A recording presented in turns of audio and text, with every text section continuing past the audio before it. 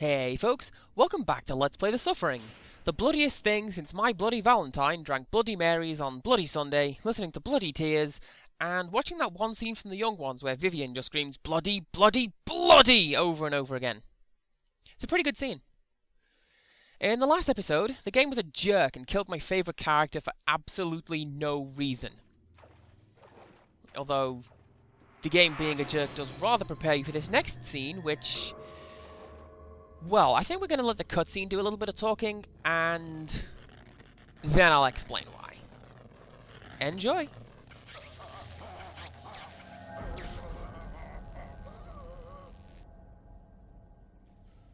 This place wants you, Torque.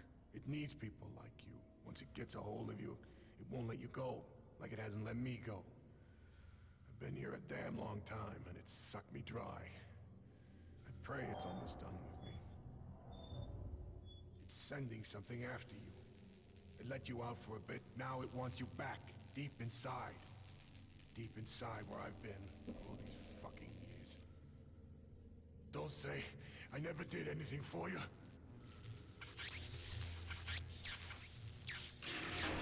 Come join me in the dance hall.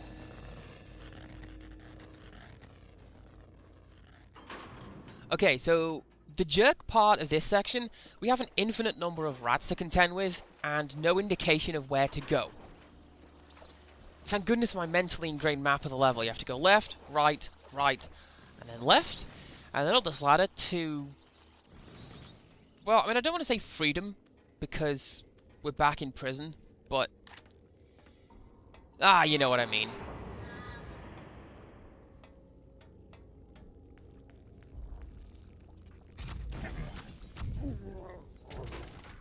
Now the best thing to do to deal with these festers is to attack them and then get out of the way, usually by diving into the water.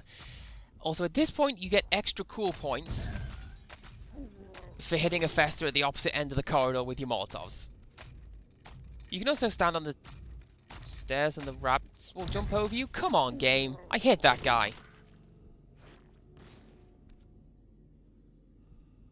No? Nothing? Oh well.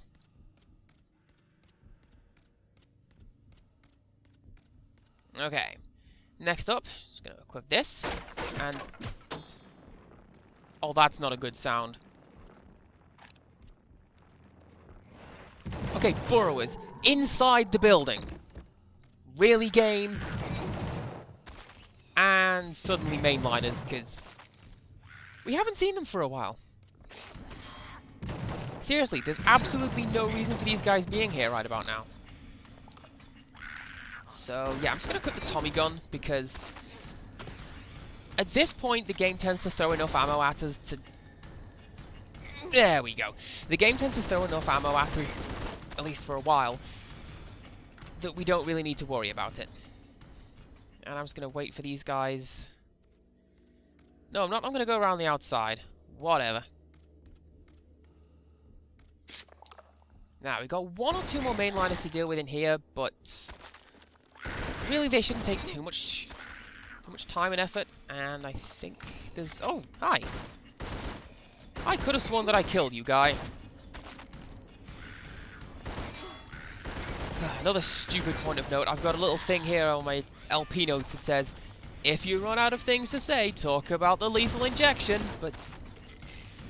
nope, I've already used up that particular... magic bullet. Oh well.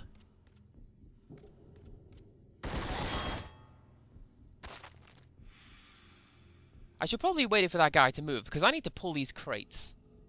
Ah, whatever, I'm just going to do this. In order to progress, we need to use these 3 handles, and I forget what the specific combination of cranks and turns we have to use. It may be randomly generated. I don't know. But, yeah, there we go. What we have to do is use those 3 cranks to line up 3 portions of wall. And this will let us get through to the next portion. Also, this is actually marked on Clem's map. That's a secret stash of items that Clem has presumably holed up in the wall for whatever reason. Okay. Wait a second. Nope, I'm an idiot. This is Clem Stash number 2. Mostly Zombium and Molotovs, which are no longer required because I've got full Molotovs. Now, coming up we have a part of the section that confuses me. Not this room. This one. If we attack these Slayers in the cages, then, I mean, we lose a bucket of karma. And I have no idea why that is, but there it is. What we need to do, flip a switch, and this will allow us to progress. You have no proof these men are spies. They're as much Americans as you or me. The hell they are. If internment camps are a good idea out west, then it's a good idea to shoot crouch spies on this coast. Now you've got to be careful because at this point we have 2 boss slayers coming for us, and whoa, hi, yeah, 2 of those, and there's also a couple of Festas heading for us. Nothing that a well-placed Molotov won't deal with, and that was nothing like a well-placed Molotov. Boom. You've got to be careful. That was dumb. You've got to be careful engaging the Festas and try to not let them get too close, because if they do manage to let that attack hit you, then it is an instant kill. There is no way that you can survive being hit in the head with one of the Festas' little ball and chains. Okay, so this game has a key press cheat that will give you every gun in an instant, and amongst them is a chicken called the Gonzo gun. And most people think the only way to get it is through the all guns cheat. Most people are stupid and wrong. Here it is. Now, this is only available if you come up to this particular weapons cache during level 1, and if you leave the box there. But yeah, if you come back to collect it, we are now armed with a chicken, which has 20 bullets, which each bullet is enough to kill any gun. Any gun? Any enemy that you pointed at. Okay. Now, generally, I do not like games that make you retread old ground. And Devil May Cry 4, I am looking right at you at this point. But this particular time, it's not so bad, because, as you can see, we have to make several different routes. I think you're my last chance, Talk. Don't let me down.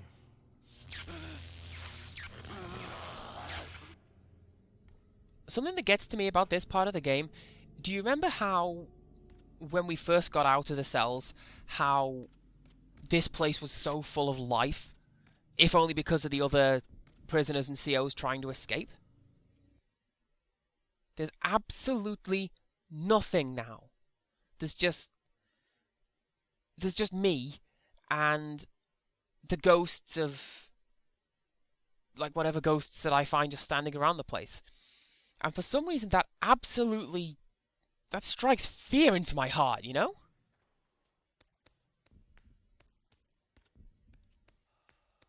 Oh, also, because this is a continuous map, if we'd left anything there during level 1, we'd be able to collect it then.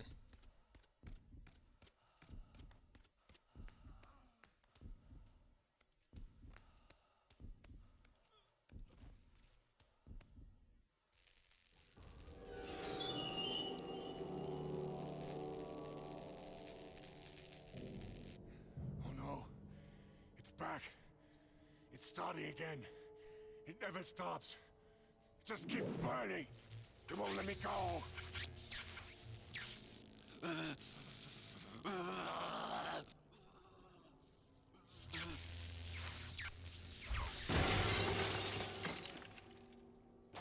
I think we got something in common. So, Horace has a fairly simple pattern. Actually, I'm going to show off the Gonzo gun for this one. So yeah, fairly simple pattern. Am I right? Jump over the waves of electricity, We know what it is to lose it. Lose it all. and then eventually the power will shut down, at which point we have to shoot the breakers around the wall. Can't even remember what I was in here for. Beating up some guy, whatever. I got screwed by the system. Fuck them. They fucked my life. They're as responsible for my old lady's dying as I am. Nobody wants the whole story. Just lock him up, throw away the key. See you next life. So this particular boss fight always seemed a little bit out of place from the rest of the game. Like, Protect her while I was on the inside. it's too video gamey compared to some of the other things we found so far. What happened to her? And I recently found out why. From the writer of the game, of all people, which is pretty great. Originally, The Suffering was meant to be a gritty, realistic, and bloody version of Devil May Cry. So, a lot of the bosses involve puzzles and elements and things that are more suited to Dante and Virgil. Sweet. Best way of our lives. They decided that realistically they couldn't do that, so they just wanted to do, And then she was well, like a run-and-gun horror game, which is what we're playing now. But from the boss fights, they left in a lot of the elements that they... Come on now, really? last each all over. They left in a lot of the elements that they wanted to include. And I'm sorry for talking over your story, Horace. It's not that you're not interesting, but that's better. Anyways, with all the breakers broken, just flip that switch, turn off the electric chair, and we win. Thank you. And if you're doing a bad karma run, you can flip the switch back on again, just to make sure that you're pretty much irredeemable at this point. It's pretty great. Now, we can't go that way, so we have to go back through the smashed windows. And, like I say, this is where the game takes a branching path. We can't take the same routes as before, so assorted other routes open up. Is gone. Now it's just you and me. That voice, I love that voice. I don't know who that guy is, but holy crap, he does a good job of voicing a calmly and quiet executioner. We will meet again. Wouldn't you say? Later. I look forward to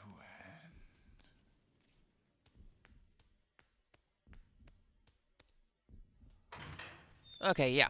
A little further on. This phone is meant to ring at you, but even if it doesn't, you can pick it up and get a message. I like to listen to their last calls. To their girlfriends, their children, their mothers. I wanted to understand what they were thinking, what they were feeling, what was in their souls, with only a few hours left to go. They all said the same stuff. Not to worry, they'd be okay, that it was all going to be okay. They seemed to know something the rest of us didn't. I had to learn more. Now, you're going to want to be careful because, well, you can see these pools of blood on the ceiling. That means that Newsmen are going to... There we go. Newsmen are going to join us. And while you're busy paying attention to those guys, a mainline will appear, apparently. I didn't know that guy was meant to be there. What's meant to happen is that guy's meant to jump you. Nicely executed scare game. Ah ha ha ha ha. Also, that's a very weird texture glitch. I've never seen that before. Although I'm so glad that's distracting from my nicely executed. That doesn't even deserve a yeah. That just deserves a sarcastic laugh and naught else. Also, that guy is scripted to fly through the window as soon as you come into this building, or this particular room anyways. You can also see this in level 1. I just chose to leave it until now. Now you can probably guess where we're headed. We need to go back to our cell, the one that we began the game in. Mainly because I've got a Rita Hayworth poster in there and I kind of want to get it back. Is that you, Daddy? Daddy, I love you, Daddy. You wouldn't hurt us. No, of course not. We have to come back so we can have a confrontation with our family. You're not so bad, I guess. I just wish you'd always been there, you know? Sort of an interesting point. The original build of the game never never predicted that Hey, this sort of thing would be in the over game, here. the real-time scenes. But they're Something they're so broke in me when I crucial to the grew game, you know? home, T, and I didn't have enough time to fix it. There's beauty in you. I could always see it. Stay strong for me, okay? And I think that it's actually a really good thing that they changed the design documents and scripted these real-time scenes, because I mean, they are so crucial to gameplay, you know?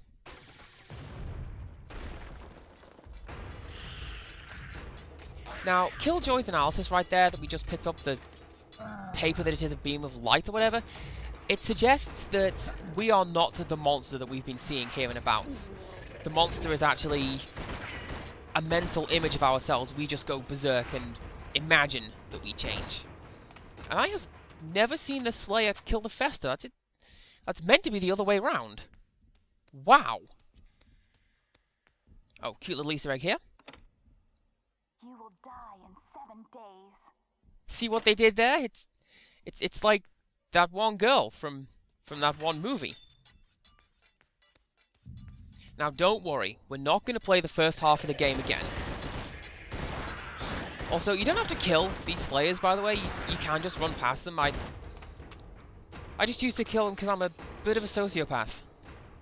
Wonder why I don't get on with my new boss as well as I do. Anyways, through this hole in the wall, we come to the next stage. Now, this is something that we saw way back in whatever video it was when we went to the baseball mound.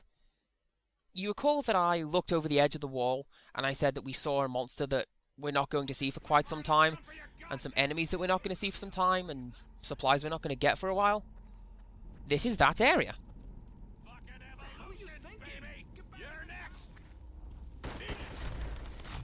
So I like this area. It's kind of like the other grassy basin from level 2 or whatever it was. Except this one's full of enemies. And Harley has the second best line of dialogue in the game. You may have heard it, it's the one about being the Pied Piper. Pretty great. I'm going back out there to kill the rest of those motherfucking bastards. No, Harley, no! Stay here! We're gonna stay inside this tower until it's safe outside. It's gonna be safe again, right? It's the motherfucking apocalypse. Anyways, I'm gonna leave these two guys in the little control tower and call it a video. Calm down. Join us next time for There's not room in here for the three of whatever us. happens You gotta next. move on. So until next time, Bloody sacks of shit. goodbye. I'm gonna squash them all! Harley, it's safe now. It's safe. Look, inmate, I'm sorry he's like this. He just needs some time I wish I had a alone. big goddamn flamethrower to take all those fuckers out.